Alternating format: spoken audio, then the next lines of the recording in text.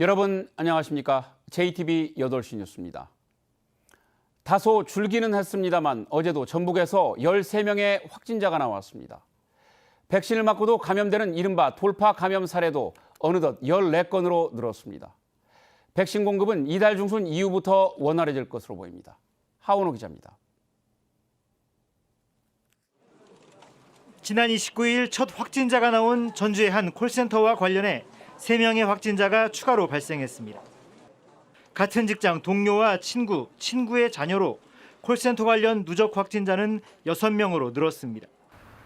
김제의 한 병원에서도 확진자와 같은 병실을 사용한 한 명이 양성으로 확인됐습니다. 이와 관련해 357명이 검사를 받았고 173명이 자가격리됐습니다. 자가격리자들은 8월 13일까지 그리고 같은 호에 같은 병실에 있었던 분들은 8월 15일까지. 익산에서는 외국인 일상 모임과 관련해 2명이 추가로 확진돼 누적 감염자가 93명으로 늘었습니다. 전주의 90대는 지난 6월 화이자 2차 접종까지 마쳤지만 서울 확진자와 접촉한 뒤 감염됐습니다. 전북 지역의 돌파 감염 사례는 모두 14건으로 늘었습니다. 감염 확산을 막기 위해서는 속도감 있는 백신 접종이 필요한 상황. 방역당국은 18세부터 49세 접종이 시작되는 이달 중순 이후부터는 백신 공급이 원활해질 것이라고 밝혔습니다. 백신 도입 물량이 조금 더 원활한 내용으로 알고 있습니다. 그렇게 되면은 전에처럼 하루에 2, 3만 명 이상씩도 충분히 가능한 내용입니다. 전라북도는 20, 30대 젊은 층이 자주 찾는 유흥시설과 수도권 거주자 방문이 잦은 해수욕장 등 관광지, 그리고 외국인 노동자 근무업체 등에 대한 방역 점검을 강화할 계획입니다. JTB 뉴스 하원호입니다. 지난해 발생한 물난리의 보상을 놓고 피해 주민들이 환경 분쟁 조정을 신청할 예정입니다. 최근 발표된 수자원공사의 조사 결과를 믿을 수 없다는 불신 때문입니다. 주민들의 반발이 커지자 송하진 지사와 김영록 전남지사가 환경부 장관을 만나 국가의 신속한 보상을 촉구했습니다. 나금동 기자입니다. 지난해 8월 집중호우로 섬진강댐 하류 제방이 무너졌습니다. 물바다가 된 전라남북도 9개 시군에서만 2,100억 원의 피해가 집계됐습니다. 이 가운데 전국 피해액은 남원 584억 원 등 5개 시군에서 788억 원가량입니다. 수자원공사는 지난달 최종 보고서를 통해 댐의 구조적 한계와 하천 관리 부실로 수해가 발생했다고 밝혔습니다. 그러나 중간 보고서의 원인으로 제시된 갑작스러운 대량 방류가 최종 보고에서 빠져 피해 주민들의 반발을 샀습니다. 화가 난 주민들은 이달 안에 환경분쟁 조정을 신청할 예정입니다.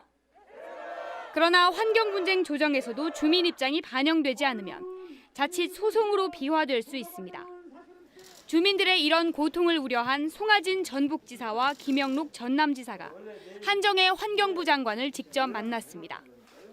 두 지사는 공동 건의문을 통해 정부의 3가지 대책을 촉구했습니다. 수재민들의 상처가 치유되도록 피해 전액을 국가가 보상하고 보상 작업을 빠르게 진행할 것, 그리고 수해 재발 방지를 위해 댐과 하천의 통합 관리 같은 특단의 대책을 마련하라는 겁니다. 용담댐, 선진댐의 수위를 평년보다 높게 유지하고 예비 방류를 하지 않아 홍수 조절 실패 등 댐 운영 관리의 부실이 수해의 근본 원인이므로 국가가 전액 보상할 필요가 있습니다. 수재민은 물론 도지사들까지 나서 국가의 빠른 보상을 촉구하자 환경부는 내일 수해 원인 조사 결과에 대한 대국민 입장을 발표할 예정입니다. JTB 뉴스 나금동입니다. 전주시 혁신동 주민센터 인근에 다목적 체육센터 건립공사가 시작되었습니다. 전주시는 내년 10월까지 113억 원을 들여 지하 1층, 지상 2층 규모로 체육센터를 지을 예정입니다. 이곳에는 수영장과 함께 배구, 농구, 배드민턴을 즐길 수 있는 실내 체육관이 조성됩니다. 자치경찰위원장의 업무 보고를 놓고 불거진 도의회와의 갈등이 법리 공방으로 번지고 있습니다. 변호사 출신인 두세훈 도의원은 자치경찰 사무는 전라북도 소관 사무이고 위원장도 지방자치법이 적용되는 공무원에 해당된다며 관련 법에 비춰볼 때 이영규 위원장에게 도의회 출석 의무가 있다고 주장했습니다. 자치경찰위원회는 하지만 4군데 법률사무소에 자문한 결과 예산과 현안은 출석해 답변을 해야 하지만 개폐회식 참석이나 업무보고는 의무사항이 아니라며 팽팽하게 맞서고 있습니다. 5살 난 딸이 어린이집에서 친구에게 추행을 당했다고 의심한 학부모가 CCTV 공개를 요청했습니다.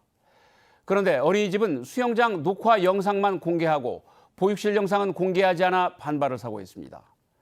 영상을 60일 이상 보관해야 한다는 규정도 지키지 않은 것으로 드러났습니다. 이정민 기자가 보도합니다. 40대 남성인 A씨는 몇 달 전부터 자신의 5살 난 딸이 어린이집에서 또래 남자아이에게 성추행을 당한 것으로 의심하고 있습니다. A씨는 어린이집 측이 성추행 의혹을 숨기려는 것 같다고 주장합니다. 계속 이야기를 담임선생님하고 지속적으로 얘기했는데도 변화가 없고 담임선생님은 아이한테 어린이집에서 있었던 일을 이야기하지 말라. 화가 난 아버지는 어린이집 보육실에 CCTV 영상 열람을 요구했습니다. 이후 어린이집은 수영장 쪽에 CCTV를 공개한 뒤 성추행 의혹을 강하게 부인했습니다. 긴급한 상황이라 열어서 보여드렸고 선생님은 처음부터 끝까지 수업에 임했고 아이들은 전혀 그런 일이 없었고 그래서 그걸로 확인된 줄 알았고요. 그러나 보육실을 볼 수 있는 CCTV를 공개하지 않았습니다. 저희가 가서 CCTV를 보려고 했더니 11일에서 3일 것밖에 안 나와 있다고 잘못한 거는 처벌받겠다. 대신에 CCTV 내용은 없다. 영상은 없다. 관련 법상 어린이집은 CCTV 의무 설치와 함께 촬영된 영상을 60일 이상 저장해야 합니다. 이를 위반하면 1차 50만 원, 2차 100만 원, 3차 150만 원의 과태료를 물게 됩니다. 어린이집 원장은 기계적인 오류로 영상 정보를 60일 이상 보관하지 못했다고 해명했습니다. 그러나 아버지는 어린이집이 고의로 CCTV를 은폐한다고 보고 경찰에 수사를 의뢰했습니다. JTB 뉴스 이정민입니다. 이낙연 전 민주당 대표의 부인 김숙희 여사가 전주를 찾아 지원 활동에 나섰습니다. 김숙희 여사는 전주의 한 지역 아동센터를 찾아 어린이들의 캘리그라피 수업에 참여한 뒤 전주 지역 아동센터 연합회 임원들과 간담회를 가졌습니다. 순창 출신인 김 여사는 전주여고를 나왔으며 미술교사로 근무하다 화가로 활동하고 있습니다. 고창군 고수면이 국토부 지역개발 공모사업에 선정돼 앞으로 3년간 50억 원의 국가 예산이 지원됩니다. 고수면에는 국민임대주택과 단독주택 용지가 조성되고 도서관과 돌봄센터 같은 생활 기반 시설도 들어설 예정입니다. 한국장애인 고용공단 전북지사와 전북 지적발달장애인 복지협회 그리고 JTB 전주방송이 발달장애인 고용 증진을 위한 업무 협약을 했습니다. 새 기관은 발달장애인들의 직업재활 훈련과 취업 알선을 통해 이들이 보다 나은 삶을 살 수 있도록 힘을 모으기로 했습니다. JTB 한명규 사장은 장애인에 대한 인식을 개선하고 장애인 고용업체를 소개하는 프로그램을 늘리겠다고 말했습니다. 전북은 오늘 익산에 56, 전주 완산 48, 김제 45mm의 비가 내렸습니다.